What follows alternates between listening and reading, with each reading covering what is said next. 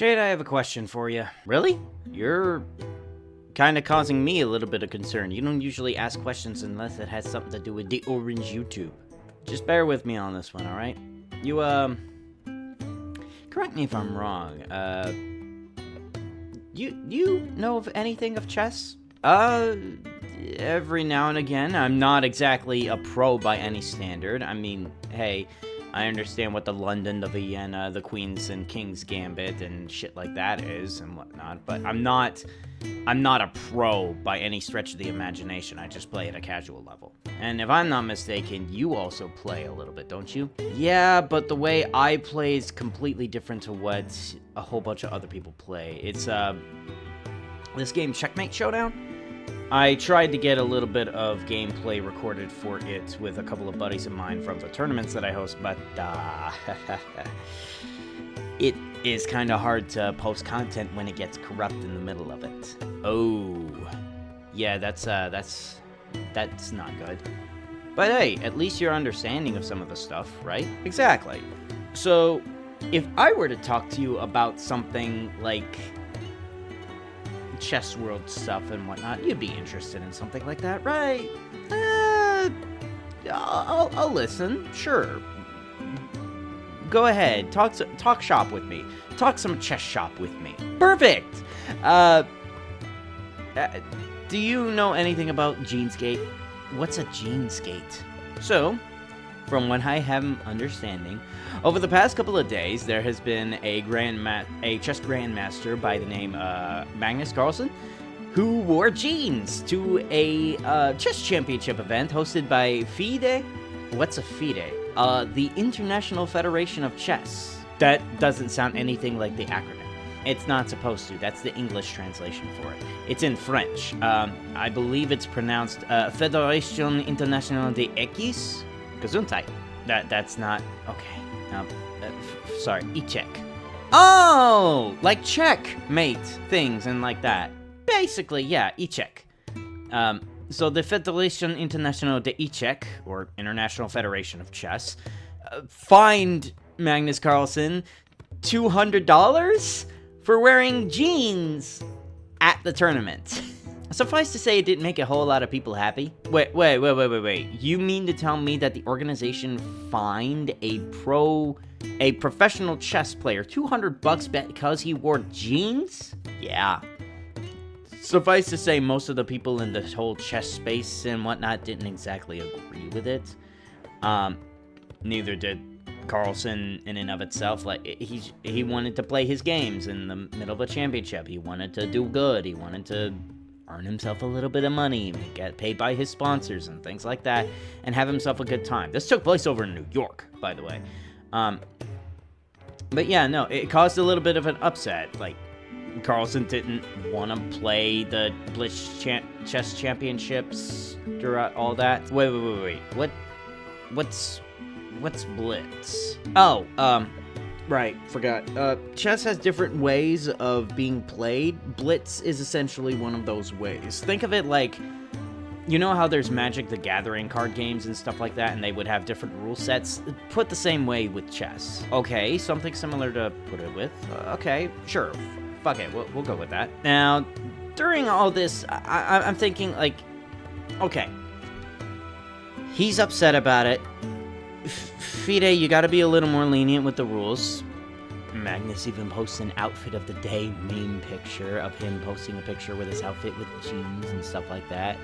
And hell, he even did this thing of, he posted jeans on, like, a website for sale with the phrase, wear pants, play chess. Oh, that's so clever. How much are they going for? $60? Never mind, we don't have that kind of money.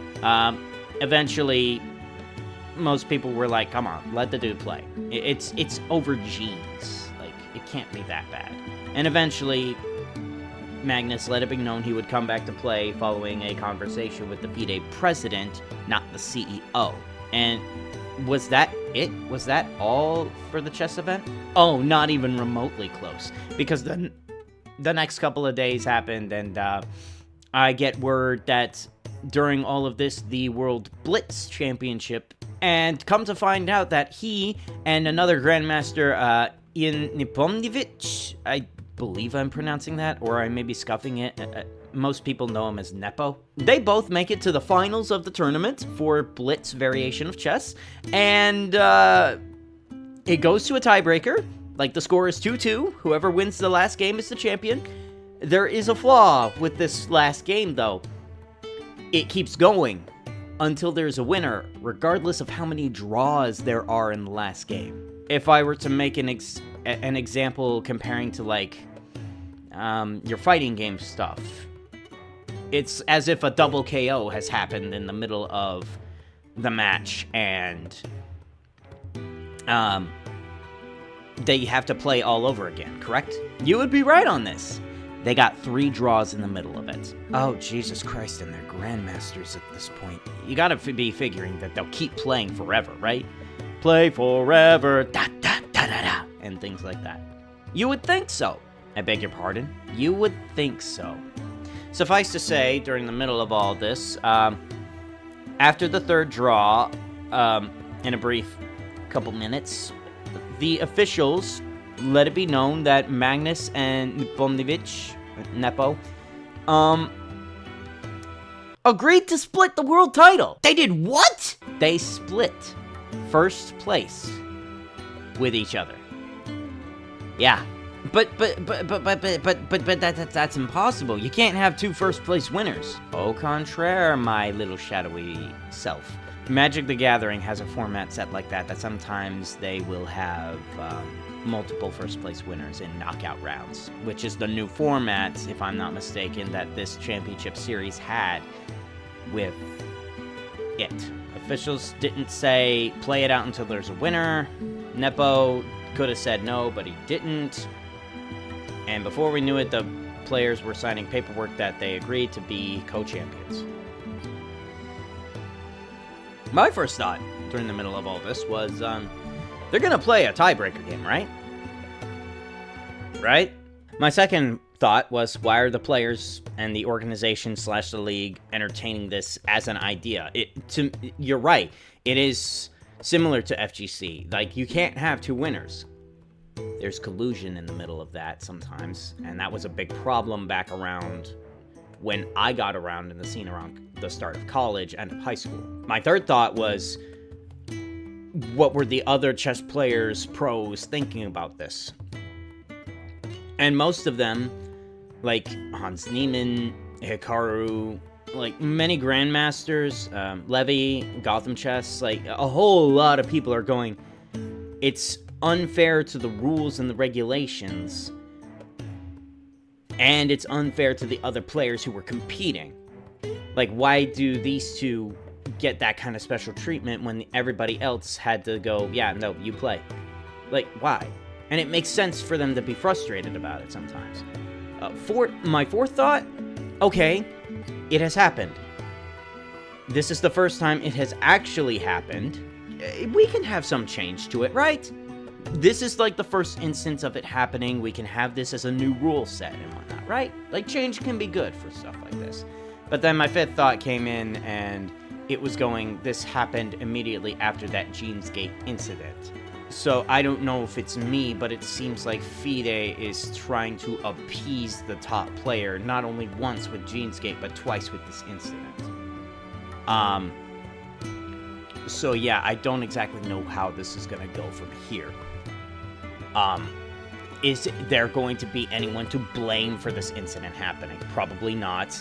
Are things going to be changed in chess, in the professional rule sets and stuff like that? Is this match fixing? Like I said, Hans Niemann, another grandmaster chess player, was thinking that on his social media pages. Emil Stavitsky, the FIDE CEO, doesn't agree with the decision. But the FIDE president did.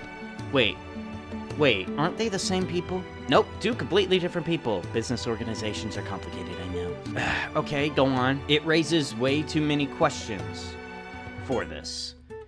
With too many people, and with too many what's gonna happen now hypotheticals going on. My big question that I wanted to ask you was, because of these incidences, do you think that these 2 events are going to stop people from competing in these types of events or any events sanctioned by FIDE? Like, do you think there's going to be a decline of these events happening because of this? Oh, now we get into the spicy questions. Okay, I see where you're coming from. You have your take first on this one, because that way I can go with mine. Okay? I think that if FIDE is going to be doing these types of things, like having co-champions and stuff like that, it needs to be under equal jurisdiction and not seemingly a special case for the top players. Like, Magnus, Nepo, you two are great players. I appreciate that you two are trying to promote the game of chess as a competitive deal and teach other people how to do it. Mazel tov to you guys. I hope y'all are doing well. FIDE, it has to be under equal jurisdiction. Your rules have to be under equal jurisdiction and not as a special case. For what it seems to me, it seems like it's a special case. I could be wrong. But whether it be wear your appropriate attire, the two of you can split first place, or, sorry, play this out. There needs to be a winner. Regardless of whichever one it is, there needs to be someone who can put their foot down and have these rules and regulations in place for everyone to abide by. Take it from me as a tournament organizer, I cannot have, in my fighting game events and stuff like that, if we're having a checkmate showdown tournament, I cannot have two people be first place. I cannot have that happen. We will continue to make sure that first place does happen. If you want to split the money for it, though, that's fine and dandy, but play the match out like you're actually trying to win. That's all that I ask of you for that. Like, it's not, like, people can like or hate that last statement. I don't really care. It's an event. Make sure it's a tournament. For competition's sake. Make sure you're trying to fucking win for it, you know? Shade, what have you got on this? Me as a casual spectator in all this, compared to you, the tournament organizer, for maybe not... have you hosted a chess tournament before? Checkmate Showdown, like I said. Not anything actual chess related. Though I understand certain stuff for it. Okay, perfect. For the Jeans Gate stuff, wear what makes you comfortable. I don't understand. Like, you're wearing jeans to an event. Sometimes just make yourself comfortable. Now, if the rules and regulations say, hey, don't be the one over here wearing just simply undergarments, or don't be completely nude at the event, that's understandable. That's a common etiquette for actual real life, and not an exception to the rule like the chess events and stuff like that. That being said, splitting the title, I feel like that needs to be explicitly stated from the start of the event, not in the middle of a championship match, not anything that your players can, like, sign into an agreement for on that one. There needs to be a rule about that, and there wasn't a rule about this, if I'm not mistaken, right? You'd be right. There was no rule at the start of the event all the way from the finish of the event that the players could, simply just agree to split the championship deal and whatnot. It's not there. It really isn't. So that could be a bit of a problem. Exactly. So if the rule is, hey, could we do this? I mean, I get it, but the competitor in you, which has a residual effect on me, says, hey, play it out and wait for the rules to be adjusted a little bit later. So that way we can go back and forth from there. We can have that discussion. We can actually say, hey, you two are okay to do this, but this has to happen. Or you two cannot do this, you have to play it out. Things like that. As long as it's apparent in the rules. Now, there wasn't a rule about splitting the title, so congrats to the two of them, I guess. But if FIDE is going to make this known about what they are going to do for the future, it has to be addressed. It has to be made into a future rule.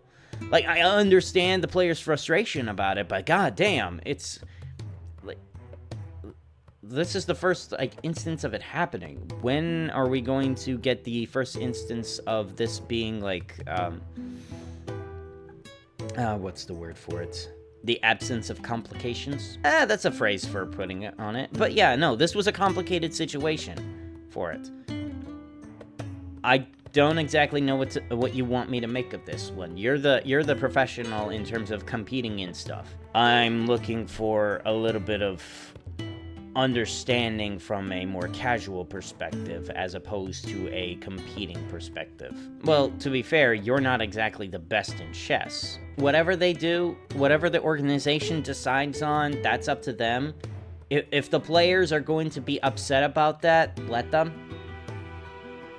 If the players are going to agree or disagree with their decisions, let them. It's a chess organization. It's also the governing body of chess and the events that are run.